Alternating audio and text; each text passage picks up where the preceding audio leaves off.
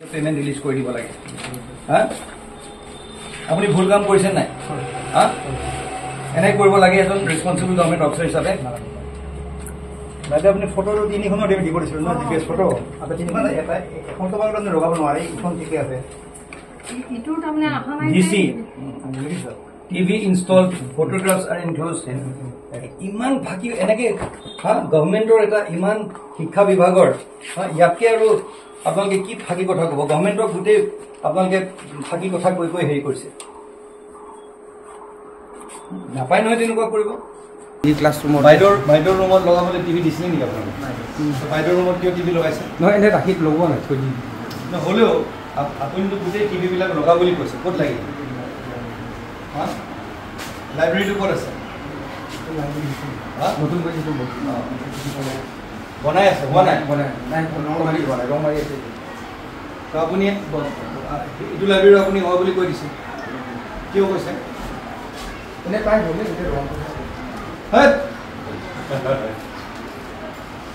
sir মানে কৈছে engineer কৈছে বোলে এইটো কাম বাইদেউ সুধিছে যে কামবিলাক হৈছে নাই বাইদেউ কৈছে নাই হোৱা কামবিলাক আধা দুখীয়া হৈ আছে ময়ো কৈছোঁ যে বস্তুবিলাক আধা দুখীয়া হৈ আছে তাৰপিছত মানে কি ইঞ্জিনিয়াৰ কৈছে যে বোলে আপুনি হৈছে বোলে সেইটো দিয়ক আমাৰ বোলে বিল বা হেৰি হোৱা নাই কিবা কিবি হোৱা নাই এইবিলাক কৈ আছে মানে নোহোৱাকৈ ইঞ্জিনিয়াৰে কৈ আছে প্ৰেছাৰ দিলে এতিয়া তেখেতে ভয় খাই পেলাই সেইটো কৰি দিছে এতিয়া কামটো আজিলৈকে হোৱাই নাই কোন ইঞ্জিনিয়াৰ প্ৰেছাৰ দিছে এইটো এদিনে হেৰিয়ে কৈছে কি ধন্তে বৰুৱা ধন্তি বৰুৱা অ'কে ধন্তি বৰুৱা কোন আপুনি কি হয় আপুনি চোৱা নাই বস্তুবোৰ ইঞ্জিনিয়াৰ যে এইবিলাক দিছে আপুনি চোৱা নাই প্ৰথমতে আহিছিলোঁ ফাউণ্ডেশ্যন টাইমত আহিছিলোঁ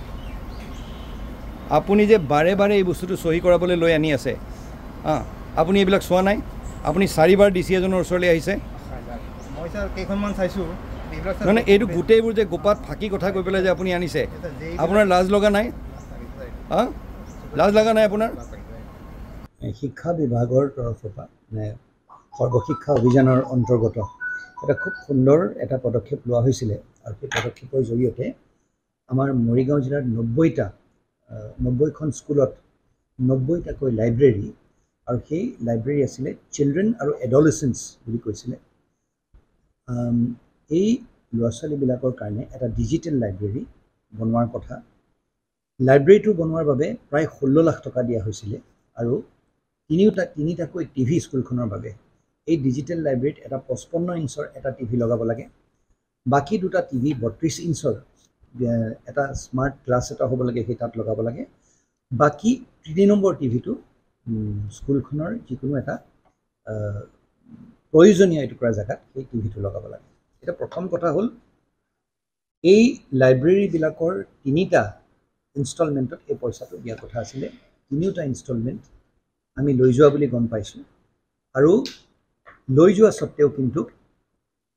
এই লাইব্ৰেৰীবোৰ সম্পূৰ্ণভাৱে বনাই শেষ হোৱা নাই ভালেকেইটা লাইব্ৰেৰী আছে য'ত ক'ৰবাত পেইণ্টিং বাকী আছে ক'ৰবাত কিবা কাম বাকী আছে আমি তাৰপিছত হ'ল কি এই 90খন স্কুলত 3টাকৈ আপোনাৰ টেলিভিশ্যন দিব লাগে এটা চেণ্ট্ৰেলি ডাঙৰ 55 ইঞ্চৰ এটা টিভি সেইটো গুৱাহাটীৰ পৰা মানে হেড অফিচৰ পৰা তেওঁলোকলৈ আহে বাকী দুটা টিভি তেওঁলোকে কিনি পেলাই সেইটো সৰ্বমুঠ আমাৰ জিলাত প্ৰায় 15 লাখ টকা দিয়া হৈছিলে এতিয়া শিক্ষা বিভাগৰ যোনটো ইঞ্জিনিয়াৰিং দিশ ইঞ্জিনিয়াৰিং যোনটো ভাগ